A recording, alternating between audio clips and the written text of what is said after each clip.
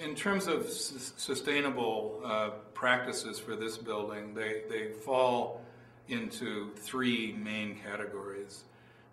They have to do with water and water conservation. They have to do, and by the way, water filtration and cleaning water. They have to do with energy, both reducing consumption and reducing energy gain in the building, which is essentially the same thing. And they also have to do with using responsible materials.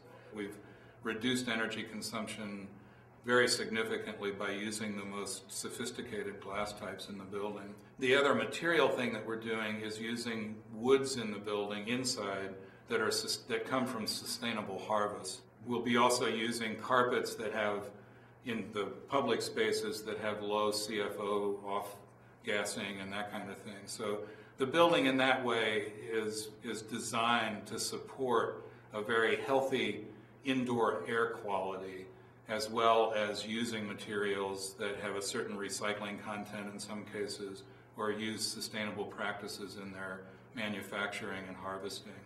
And that includes paints and all of those kinds of things. So you don't get a silver rating unless you basically spread that out through the whole building.